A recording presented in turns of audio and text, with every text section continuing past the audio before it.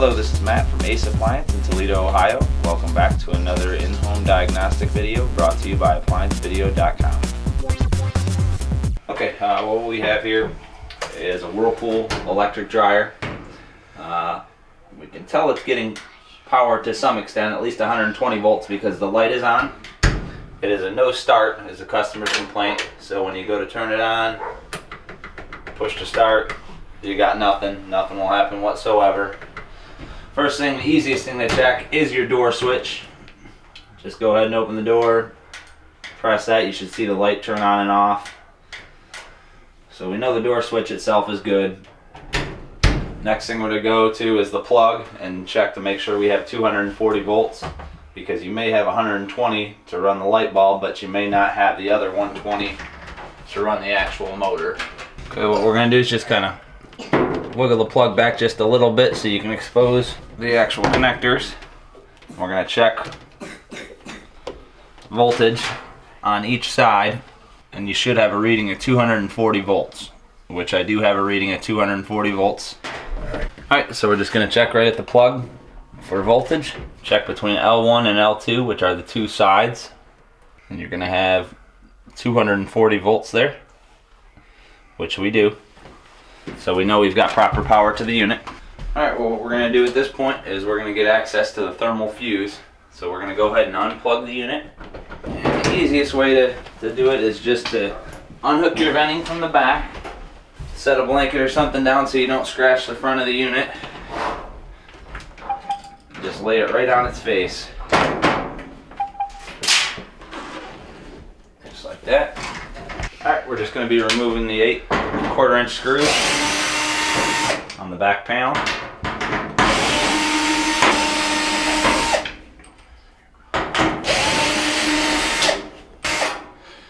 And when you take this cover off here, want to just check your connection, make sure you don't have any blackening or arcing of the terminal block where your cord comes in, because that could cause a no start issue also, which we don't have anything going on there. And just gonna lift straight up, pull towards you. Be careful, this back panel is very sharp, and this is going to give us access to what we want to check: our thermal fuse, which is the white plastic fuse right there, and our cycling thermostat's also right next to it. If the thermal fuse is bad, we will want to replace the cycling thermostat as well. So we're going to go ahead and take our meter, set it to the ohm scale, pull one lead off the thermal fuse here, and we're going to check for continuity. Do not have continuity through the thermal fuse. So the thermal fuse itself is open. So we are going to want to replace the thermal fuse. Basically, when a thermal fuse blows, it's due to the unit has overheated. So you're always going to want to check your airflow once you get it all back together. You want to check your airflow to the outside. A plugged vent could cause a thermal fuse to blow. And you also want to remove your blower housing here. Make sure you don't have a whole lot of lint that's packed down in the blower housing, so we will also do that. And then you want to replace your cycling thermostat whenever a thermal fuse goes bad, because if your cycling thermostat has gotten out of range, it can cause your heating element to stay on too long, which in turn would blow your thermal fuse. We're going to go ahead and replace the thermal fuse and cycling thermostat. Do them one at a time. We'll pull the wires off the thermal fuse here. Just have the 1¼ inch screw. That slides out. It's just held on by a little tab on that corner there. Slip the new fuse in. Reconnect your wires. And we'll start with the cycling thermostat now. You've got 4 wires that go to it. The connectors are different, so you really can't get them mixed up. You got your 2 purples that go to basically like an internal heater that's on there, and then your outside wires are actually your heat wires. Your heat wires are always thicker than the rest of your wires. Alright, and then looking at your wiring, you can see the diameter difference.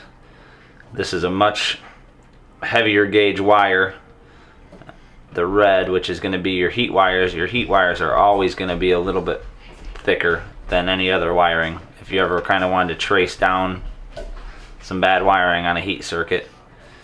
And Basically, the two purple wires go to a little internal heater on your cycling thermostat, and what happens is that's how it justifies high or low heat.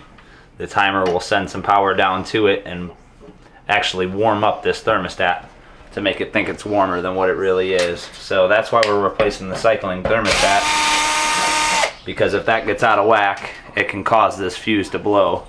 The fuse is more or less a safety mechanism to prevent overheating. That's all it really is inside the fuse, is just a little piece of metal that warps back and forth, which is why it's called a bimetal. Let's reconnect all our wiring. And before we put it back together, we're going to remove this blower housing. So we're going to start with the 4 screws on the blower housing here. Again, if this is all packed up in here, it won't allow the heat to get circulated and pulled through the unit properly, which in turn can cause the dryer to more or less overheat, or the element to short cycle, which can cause long dry times and everything else, and also can cause that fuse to blow. And then we've got 2 more screws on the front underneath where the lint screen is at. The final 2 screws for the blower housing. You're gonna want to pull your lint screen out. You got 2 Phillips screws here that hold it to the top of the unit, and the blower housing will lift out now. Alright, so what we're going to do is just lift up on the blower housing here, slide right out, and this one's actually fairly clean, but we'll want to remove a couple of screws. I'm going to go ahead and take out, clear as much as we can. And this up top here is just kind of a gasket that's sort of falling apart a little bit.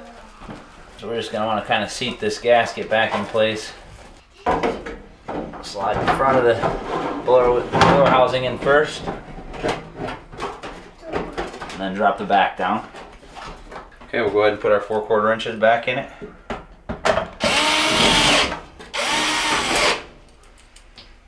But with the amount of debris that was in this one, that's more than likely not what caused the fuse to blow.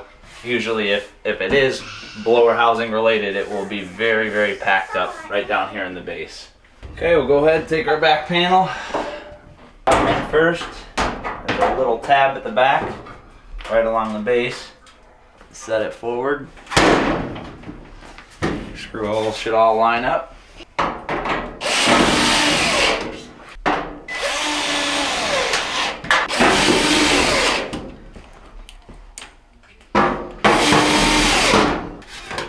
Cover for your terminal block.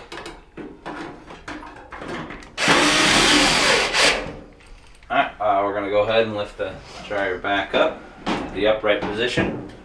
We just have the 2 Phillips screws. You want to be careful when you're putting these in that you don't drop them down into the blower housing. And go ahead and put your lint screen back in. And we just have to hook the vent line back up and plug the unit in, and we'll test it. What we did, we got it all hooked back up, the vent line's hooked back in, plugged in, made sure when we pushed it back we didn't crimp the vent line or smash it in any way. And we're going to go ahead and test it. And we're just going to wait a second, make sure we've got heat, which we do. Now at this point we would just go outside, feel the airflow, make sure airflow is good, and we'll be all set. Thank you for watching another quality video from ApplianceVideo.com.